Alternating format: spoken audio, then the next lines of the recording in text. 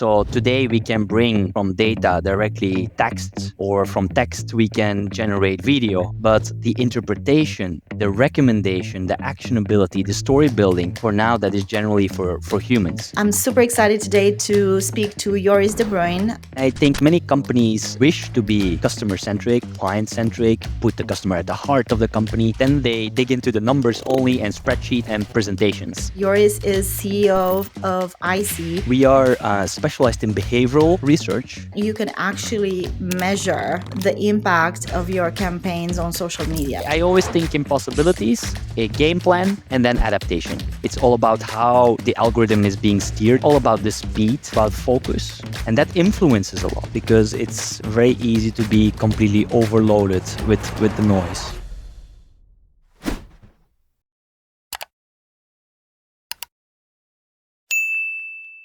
Hi, everyone. Welcome to Unmatched. I'm super excited today to speak to Joris De Bruyne. Joris is CEO of EyeSee, which is a super interesting marketing company that does something that not a lot of companies do these days. And we're going to start getting into that in a second. But Joris, welcome to Unmatched. Hey, Oana. Very excited to be here. Joris, tell me who you are, what's your story, and why do you do what you do? Okay. Joris, born and raised as a Belgian from Flanders, so from the north. Some of the football fans will know my last name. It's a very famous player called Kevin De Bruyne. He's one of the best midfielders. My first Are name you means related? he's my cousin. Oh, okay. Not really, but at customs, I often make that joke, and it seems to engage. And it works. It works, absolutely. Okay. So beyond being Belgian and not really a professional football player, I'm into market research. Bit of a nerdy kind of scene, but I guess what's typical about me is curiosity. I love anything in between technology and business. And that's what I studied. And that's also what I do now as a professional. So you're CEO of EyeSee. Tell us a little bit what EyeSee is all about and what you guys do there. We are specialized in behavioral research. Our story got started, Oana, by bringing eye tracking online. And basically, we observed that lots of the market research was still being conducted purely on a questionnaire basis online. That was already very special. Yeah. Very advanced. Very advanced. And so we noticed that with eye tracking, you get some very interesting kind of data on visibility and attention, but it was clunky. So you need to, bring people to a central location, hard to calibrate. And we thought, what about doing webcam-based eye tracking? And, a decade later, we are having a whole suite of different methodologies that we have, entered on different products. And today we test packaging, but also social media, TV commercials. So that's a bit of my world, helping marketeers like yourself in improving the ROI of their marketing investments. Now, what I'm very, very interested to hear from you today, because when I came across EyeSee, I was so fascinated with the idea that you can actually measure the impact of your campaigns on social media, which is one of the things that nowadays I don't think we're used to doing that a lot. A lot of what we do on social media these days is it's almost like too much into the organic or just paid. And then when you do that, the only sort of metrics that you get is the back end of the influencers, the creators that you work with. And that's what you kind of, on that back end, that's what you need to trust. That's data that you need to use. And then if you do paid, you then do get, the typical smart links to kind of see if anything is going towards sales or if it's redirecting to a website or whatever your smart link is all about. Now, I know that what you guys goes, 5 steps forward, because as far as I understand, it tracks how consumers actually interact with the content. And I would love for you to go a little bit into that. So indeed, Oana, I think, many marketeers are very excited when they have a lot of shares, a lot of likes, lots of engagement on the typical metrics. But the question is always like, how do we generate that engagement? And so what our team has been focusing on is Can we drive attention? Can we drive emotional engagement? These are two very important components, I believe. What is not seen, of course, will not convert. And then if you don't engage, you obviously will not create that kind of interaction with your content, right? So from an emotional point of view, we have been looking at facial expression. From an attention point of view, eye tracking, what I mentioned before. And then beyond those methods, what I'm always interested in is within a certain context of a platform, how does your content exactly resonate and how can you optimize it? Talking about TikTok, for example, the right type of speed, the right type of music. But back in the days, I very vividly remember when Twitter went from text to basically a video format and anything in between in terms of still images. That sounds all very long time ago, but obviously it was always a bit of a change in how you would translate that into advertising pieces. Yeah, and what we like to do is to understand the steps in between, how to create that engagement. So, what's the technology behind it? How does it actually work? Yeah. Typically, what we do is we make a replica of the platform, let's say an Instagram or a TikTok. We inject a set of different ads on a persona. We let the respondent engage with the content as such, and then we see what is breaking through. Afterwards, of course, we go into depth in terms of evaluating the piece of content on an emotional kind of scale, but also explicit questions. And so there, of course, we want to have a right reference across the board for an industry. So there's no way for people to actually lie because you're actually tracking how their eyes move across the content. So they will know when they're losing interest or then when they're picking their interest with the content, right? Exactly. And they don't know which piece of ad is being tested. Mm-hmm. So what are the things that you've kind of found interesting in this methodology? What things have you found that are relevant, for us as marketeers to keep in mind when we create this type of content on social media? Mhm. I think you need to be very much aware of the type of platform, right? You need to be very much aware of what type of category that you're playing in. You need to be very much aware what type of audience you're focusing on. Thinking about the Gen Z audience, of course, you want to go for a TikTok-like, but that needs to resonate also with your target group in terms of brands. And I think one of the most important elements that I've been seeing is to match your right target group, your right segments with the right platform. And then you need to build as a brand the right narrative. Yeah. What we as a company, of course, can help with is how to measure that. But thinking about you, Oana, in sports, for example, you have a set of different attributes that you wish to convey, depending on the platform that you're looking at. Today, uh, for example, a Red Bull is fantastic in promoting pure content. So only the product as such is very implicit. And I love how they are able to build pure content streams, being it on sports, of course, which is huge investment, again, connected to your world, but it can be also in different verticals. Mm-hmm. So maybe let's pause a little bit here because I think that one of the biggest challenges that I've seen in our industry, and I would say just industry and marketing at large, not necessarily in my vertical, but in across the board on social media, when marketeers are creating the content for different platforms, um, it sort of does not come as natural as we would think to create native content for the platform that we're on. So the traditional way of doing it is you're creating one big campaign, and out of that big campaign you're slicing and dicing, and you're like pushing content here on Instagram, you're pushing content there on TikTok, on Facebook, whatever. So maybe you can shed some light on what are the platform specifics that we should be paying attention to moving forward. Awesome. I still vividly remember when a 60-second TV commercial was being posted on a platform like Twitter. Yeah. Yeah.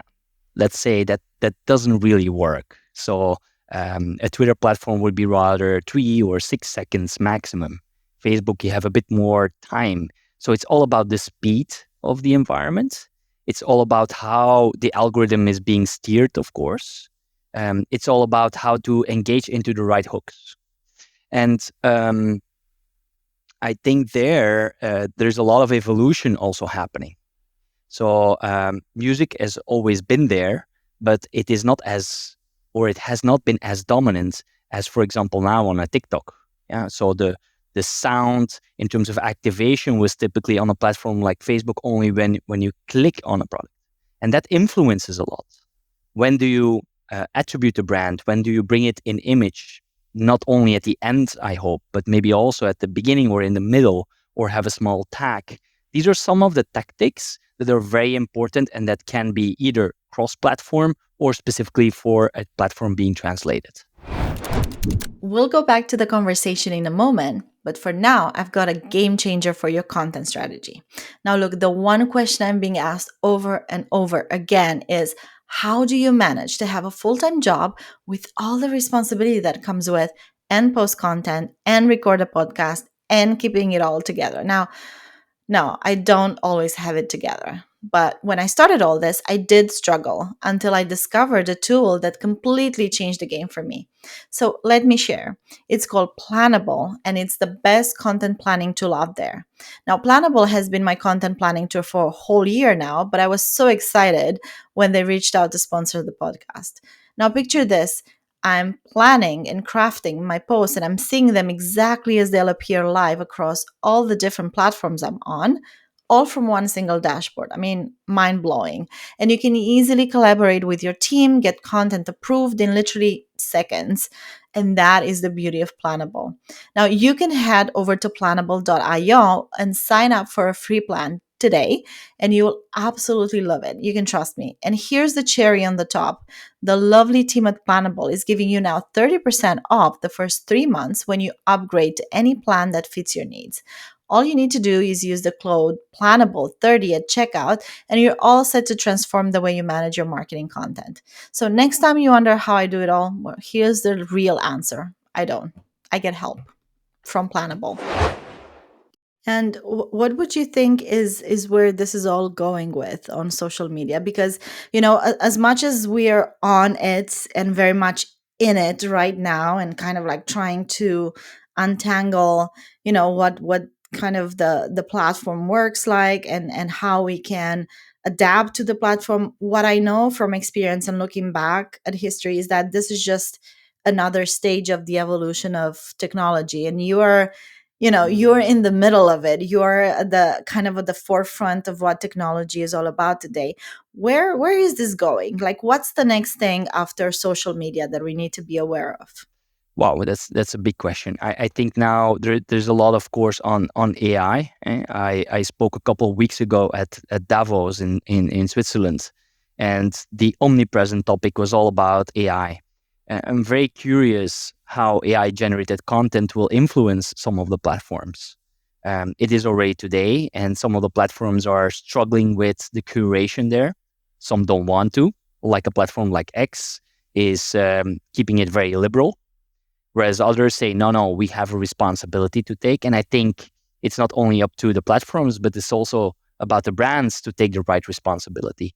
So to use AI-generated content within certain frameworks to see, okay, what is the type of creativity that we wish to generate? What do we stand for as a brand? And that it maybe brings quick kind of executions to life, but that the AI does not necessarily steer all the content, if that makes sense. But it's Yeah. very exciting, I think. We just need to see how it will be iterating along the future. Are you worried about it at all? No, What's your personal point of view? I'm not so worried. I do believe that as marketeers, we have a responsibility to take. And I feel, especially for insights, it's an amazing time. So today we can bring from data directly text, or from text we can generate video. But the interpretation, the recommendation, the actionability, the story building, for now, that is generally for humans. And I also feel that brand building for now is all about humans to see what the narrative of the brand is going to be.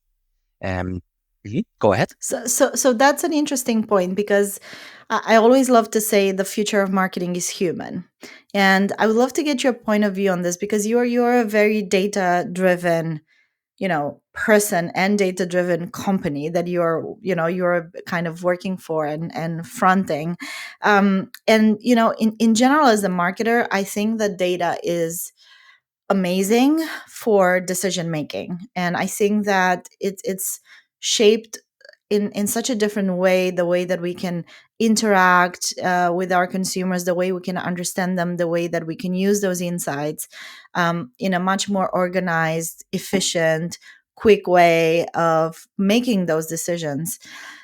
However, my personal observation is that maybe we're going slightly in some cases a little bit too far with the data, and I feel like sometimes the human aspect of understanding the deep insights, just like you guys are tracking eye movement, and that goes just like one layer beyond just capturing data and interpreting them. You're actually understanding how people are deeply interacting with what you're behaving exactly, right? So there's this idea of having just real conversations with consumers in a room and just asking random people things beyond the data to kind of get a better context of the reality of how people actually interact with your services and consumers, sorry, and products. What's your point of view of that? Like, what's the human part and the data part, and how they should kind of work together? It's about the fusion, Oana. And I think, what we truly want to understand is why. So if you have your social media engagement statistics, you want to see why that is. What I love is to measure behavior as such from a visibility and attention point of view, from an emotional point of view, but also from a transactional point of view, for example. We do virtual shopping. We let you shop within an e-com environment. So it's about having that full story as a human in terms of interpretation of other humans by looking at the behavior. Um, if we look a bit at the next frontier, it can be complemented with passive data sources, for example, looking at history of consumers when you're navigating and you're not necessarily aware of certain behavior. That becomes very interesting if we measure 1,000 or 10,000 consumers that are willing to share their data in return for some level of remuneration. Or imagine going back to my AI point from our previous part, maybe syndicated synthetic data can help us there. And so humans looking at behavior complemented with maybe AI generated data, but all of that being fused. And I think ultimately as a human that needs to make sense of it. But the question for me is always, how do you know what questions to ask? Because I always think that, like, output is coming from the input, right? So if you want great output, you need to have great input. And so if you don't really know what the relevant questions are, what the right questions to ask are, how can you make sure that the output data is correct? Because it could be just very generic at times, and it doesn't really give you the really deep consumer insights that you kind of need to understand the behaviors of the people behind the products that you're creating and they are using. So how do you look at that front end, the input side of things? Yeah, yeah. It all depends, what stage of the marketing funnel do we need to ask which type of question. If it's really at the front end, as you say, maybe we're not aware of the question that we need to ask. What is the new trend? What is really moving? And we just are oblivious of that. And I think there, some trend spotting can be very interesting. But also you have the input from, and maybe this sounds very old school, but like a call center of a firm. I've seen also consumers connecting to the firm and actually releasing those new insights. What about this? What about that? And then some of the firms that are very mature to say, okay, this is old school kind of data, but we can translate that into new vision and maybe opportunities to extend or to get into a new segment of product. Um, what I love, depending on the category, you have sometimes markets that are way more advanced than others. Skincare, for example, You have a lot of movement in Korea. So some markets can be more leading than others. If we think about sustainability, there is maybe something more that resonates in Germany for certain categories than for some others. So yeah, what input you receive as a company, how do you process that? And then looking at what are your key markets where consumers have the right kind of maturity that might be translated into insights for others. I've recently seen, I think one of the founders or the CEO of a brand called Waterdrop. You might know it. It's a brand based in Vienna, and it's basically kind of flavor drops that you put in water so that it gets a better flavor, and then you drink it. And the other day they were saying that I think every month they have a meeting. Their leadership team, and they're inviting one Waterdrop consumer on the call to be kind of asked all the different questions from the team about how they're using the product, how they're interacting, what their day looks like, and where does the product kind of become part of that day and that lifestyle, and what problems do they face in using the consumers the product, is anything that they would want them to change. And it was so funny because there was like this Zoom call with all the people in the meeting rooms, and on different, like in different locations. And then the consumer was in the car taking the call. And it was so funny. But in the end, I thought, this is so great. You don't, you need the data to capture massive amounts of information and distill it and get some tangible information. But you also need to speak to one person at the time and get those deep insights, right? And I think many companies wish to be customer centric, client centric, put the customer at the heart of the company, but then they dig into the numbers only and spreadsheets and presentations. So obviously, I love quantitative data, but bringing that to life with true respondents, with true consumers that are the heart of your product that can give you the insight, I think that's core. And you also need to see that it's not just at the marketeers, but that it is at the board level, that it is within your executive team, that it also lives, and that you stay connected to your clients, to your consumers. And if that is not the case, you can drift really far away and be in that ivory tower steering and maybe talking to your communications agencies or to your digital marketing people, but not necessarily being in touch. So I would highly recommend to always put that as a focus point because it's too easy to be into the Excel. Right. Yeah, that's kind of, I also think the same. I think that that's actually the easy part. You get a bunch of data, you look at it, you distill it, you put it in a PowerPoint, and you're just saying, okay, these are the highlights. But to take, the extra step of actually getting in front of real consumers and facing them, and saying, okay, here's the product, what do you think? It requires such a level of commitment, with being consumer centric, as you say, that I feel that it's not necessarily so mainstream yet. No, absolutely. I agree with you there. So let's stress that we need to put the consumer at the table and engage with them. Ideally, we have a quant set and then we have individuals explaining the why behind it. So things get to life. So I want to go back to something you said before with regards to brand building, right? So on social media, we want to do both things. We want to be sales oriented and sell the product, especially on platforms like TikTok, which now has TikTok Shop and so on and so forth. And somehow I see that there's a little bit the danger that we become a little bit too performance oriented in this direction. Yeah, exactly, or store focused. How do we make sure that we continue to build brand on social media at the same time as selling? What would be the best way, in your opinion? I think you need to see as a brand what you're really good at and what content you can claim. So if there is an area, and that can be very simple. Um, for example, we did a study with Scotch. It's online. It's a case, in fact, and they had a lot of engagement with how to use products. So it sounds very logical, but basically, people were looking like, how can I use these products in this kind of problem. And so that's the key content that they have been building. Um, Obviously, when you have great influencers, that can be some kind of a leverage to engage with a lot of bigger audiences.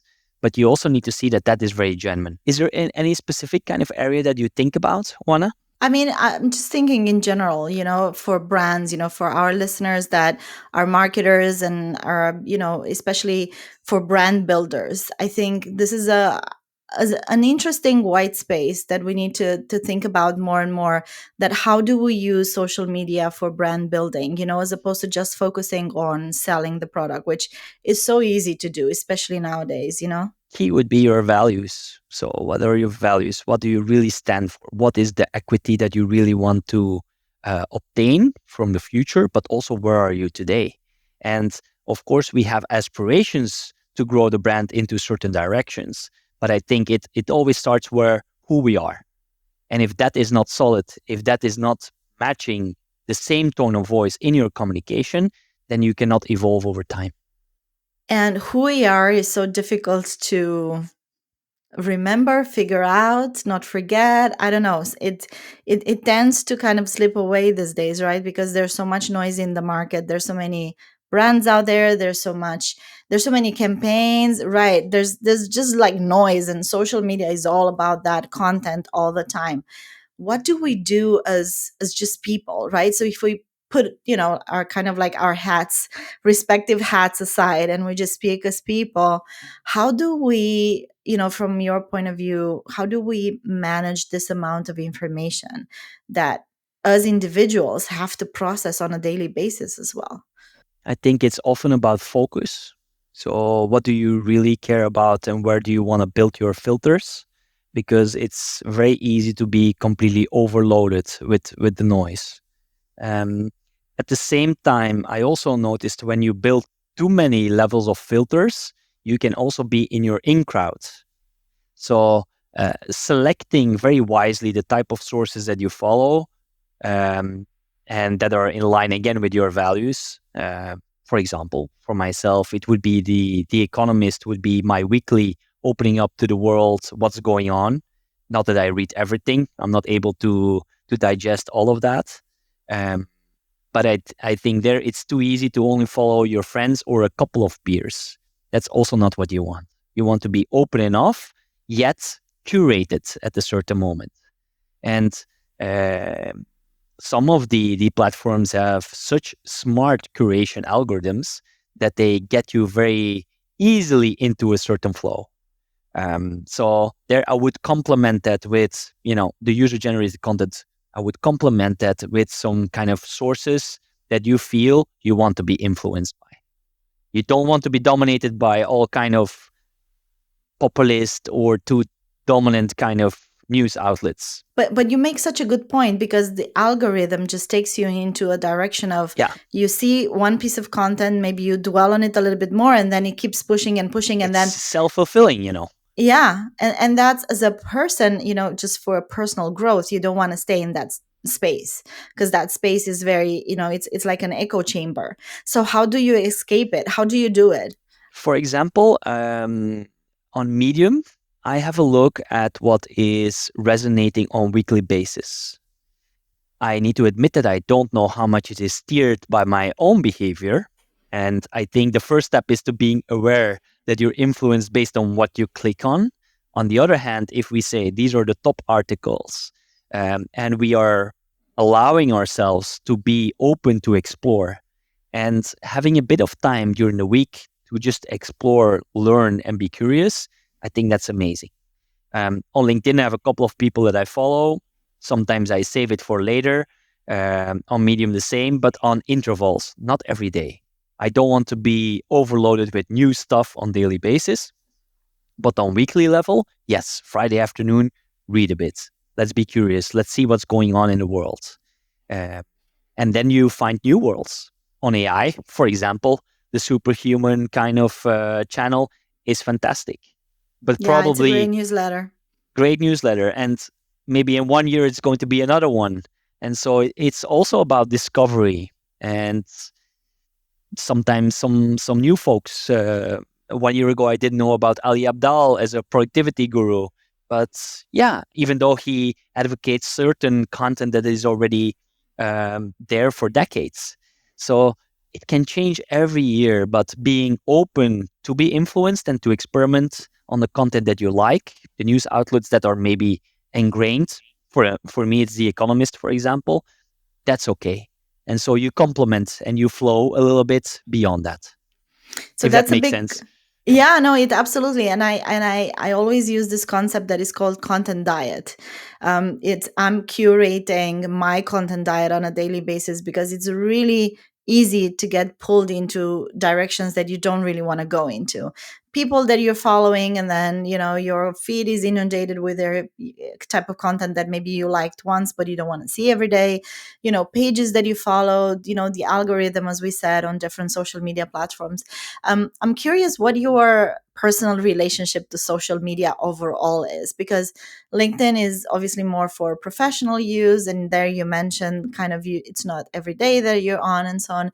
What about the rest of social media from the point of view of you're also working with it? So the one personal challenge that I always face is how to be a good marketer and not be on social media all the time, because there's so much influence, right? There's so much cultural shift that happens on social media. So you kind of want to keep up with that.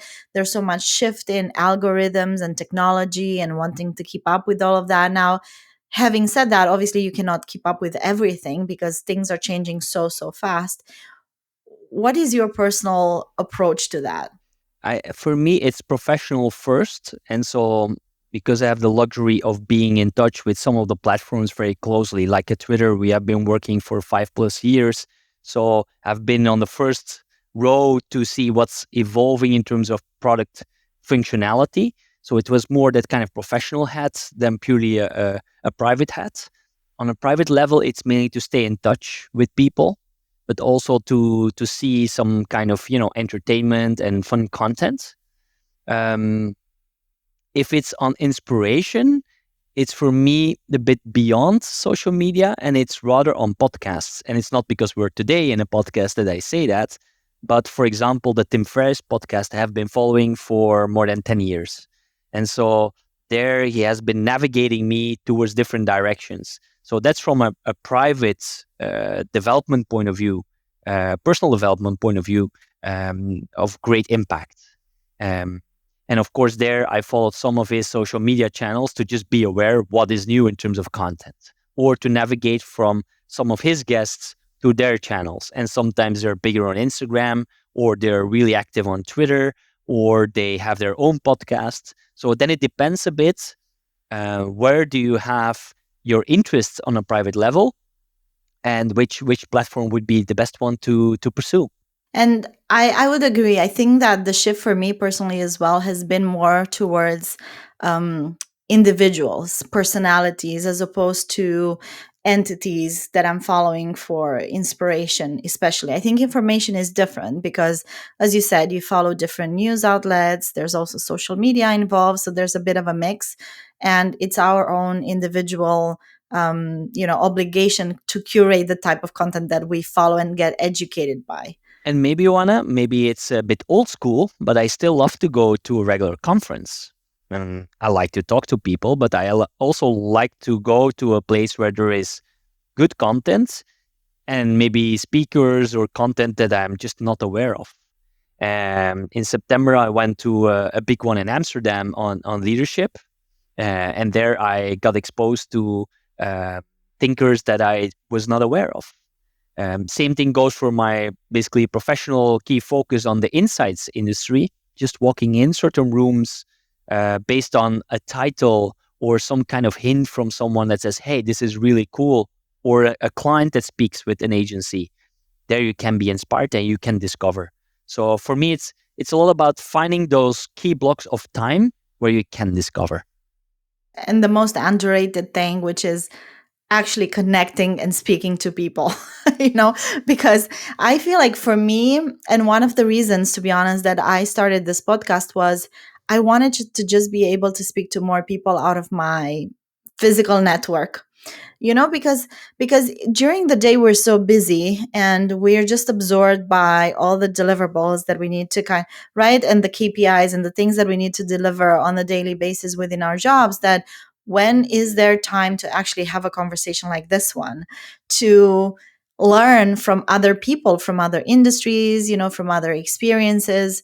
And I always find that it's so interesting to have conversations one to one, and also, as you say, in person at conferences, at events where you can actually really connect and get to know And new at the people. conference, you have a conversation starter, and there you get to know people because many of them are open to have a conversation, because otherwise they wouldn't be there. Exactly. That's the purpose of the event. You mentioned earlier a little bit about your personal development journey as well, and the things that inspire you, like podcasts you mentioned, and leadership conferences. Um, what makes the job of a CEO most challenging these days? Beyond going for a stereotype, if I just speak for myself, is the constant change of the company. And so once we were at 5, then with 10, then with 30, then with 100, today 160. And today we were talking, what if the structure is 300 people? Sounds all logical, but yet it means a different role as a CEO. And what I love is to let people uh, develop themselves, to create servant leadership, but at the same time to be able to set a vision and a mission that inspires people. Um, what I do love in our company, for example, it's a lot about knowledge workers, a lot of interesting people that can help and inspire each other. Um, from a business point of view, since COVID, it's not an easy time. So because we still need to pay the bills, we still need to pay salaries, there is inflation, a lot of challenges. Clients can say, budgets are locked because we have ABC in terms of challenges, or this market is this, or luxury goes that, or we have production problems here, or financing is more expensive. So there is more volatility. It's more of a VUCA world today, and I think that makes it very interesting, but also challenging. Um, what my personal approach is to be transparent on monthly level, on quarterly level, to try to say what's going well, what's maybe shitty, where do we have challenges. And what I find the most important is that people say, okay, there is an issue or a challenge, but we're working on it and we see the steps to make it happen. And that's for me very, very important. But also for me, this is a journey, of course. It's not that I've been running multiple companies before. I don't feel that this volatility is ever going to go away anymore. No, no, most probably not. And um, I studied in Singapore and in Hong Kong, and that was for me as this little Belgian, opening the world, like where there's double-digit growth and so many people and so much activity. And then there was Lehman Brothers going down, and it seems like ever since .com before, okay, then I was a bit younger, but still, you have these crazy cycles that are going on, and there's always a new cycle. Unfortunately, there is war also nowadays again. There is a lot of migration, and it influences us as business leaders how we need to cope with that. What happened in Europe? My first reflex was, okay, what does it mean for us as a business? In COVID times, for us, it was also opportunity. Some people were relying too much on lab-based face-to-face research. We said, okay, we can help you going online, and we had more than 50% growth. Whereas other research businesses, poof, were all of a sudden down. So it's rather about the agility of seeing what is possible, what is a healthy kind of opportunity, but also not doing crazy jumps per se. We need to do stuff with AI. How can it enable us? But you also don't want to do AI washing neither. So it's finding always that balance within that change of having something, continuing to build on that, and being open for what's new. And how do you think, because What I'm observing is that what you just described doesn't only happen within businesses, but it just happens across the board, for jobs, individuals, solopreneurs, employees. I- There used to be probably maybe like 20 years ago or even 10 years ago, there was still this kind of status quo, like you knew that if you kind of like follow the path, go to school, go to a good university, study hard, get good grades, get a good job, stay the course, you'd make it. You buy your house, you buy your car, you go on holidays, everything is good, right? Life is good. Since 2008 and then COVID more recently, that seems to have completely shifted, and I don't get the feeling that's ever coming back again. So the question for me is always, how does the next 5, 10 years of business life work look like? 10 years, I really don't know, Oana. But I tend to operate in cycles of maximum 5 years. So that Smart. yeah, You never because know. you never know. And it evolves all along the way. And um, in our R&D team, we have iterations of 3 weeks. And I don't think we can organize our company completely in iterations of 3 weeks, but like quarters or semesters, that's generally what I think about.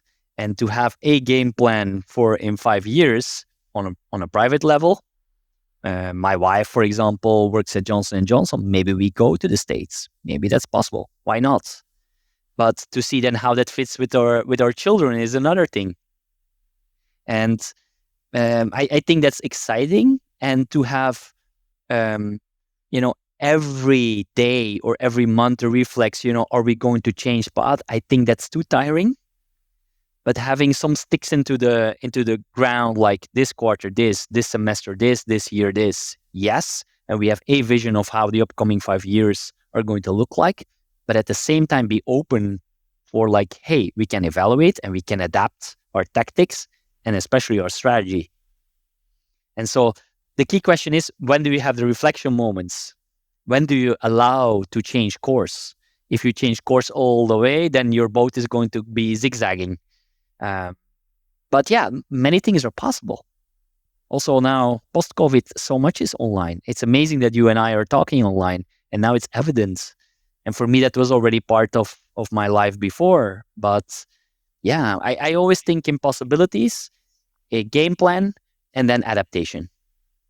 That's very smart. And I would agree. I also see limitations as opportunities. Typically, it kind of pushes you to think outside of the box and use, maybe maximize the resources that you have available, as opposed to always trying to get more from the outside as we were used to. Instead of that, maybe just kind of optimize what you have. And there, it's about optimizing also your energy, both professionally but also privately, and to see, what do I really want? Am I happy in my body? Do I need to do more sports? Do I want to go for this type of step in my career? Yes or no? Do I want to spend more time with family? Do I need to be closer? Do I need to have maybe less frequency but more intensity? So we need to optimize our lives as well. Is Yeah, is that what you're saying? yeah, and your energy, and to maybe say goodbye to certain areas where energy is completely draining. Unfortunately, we need to do tax declarations. Unfortunately, we need to do some admin in business. uh, There are some non-negotiables in terms of energy draining things that we need to do. yeah. At the same time, there are people that are very excited about tax, that can be very nerdy about that. That's amazing. But maybe for me, not 90% of my time. Probably not for me either, especially not in Germany. I can tell you, that's a totally different ball game. I love what you said about energy because I recently have Simon Alexander Ong on my podcast, which is an amazing author and a coach, and he wrote this book Energize. And he speaks about exactly the same thing. And maybe we can sort of end this conversation on this note, that something that I discovered last year when I read his book, this concept of managing your energy, and using the positive energy and channeling that into the things that give you that positive energy, and doing more things from that direction, and starting to optimize, minimize, make more efficient the part that is not really giving you that much energy and it's kind of draining you. What's your personal playbook on that? What do you do to optimize your energy as a CEO, especially in this world of technology that you work in, which is so fast moving?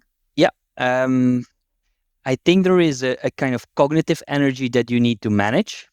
And I think my worst examples would be to have like a 4 hour strategy execution workshop with the management team, and then in the afternoon doing 8 times a half an hour meeting. I don't think that's a very smart way of coping with your cognitive energy. Another one would be purely physical, but it all depends on how physical someone is and how much you need it. But I do believe that we as humans, especially if we are knowledge workers behind a computer all the time, please move the shoulders, move the body, go swimming, go walking, be in nature is extremely important. But then there is also something like your emotional energy or your spiritual energy. The last one is maybe something I have been under investing in. But through social contacts, relationships, people that you love, that you can be inspired, both in a private context, but also just, love working with someone that can create your spirit. And that's something that I find very important.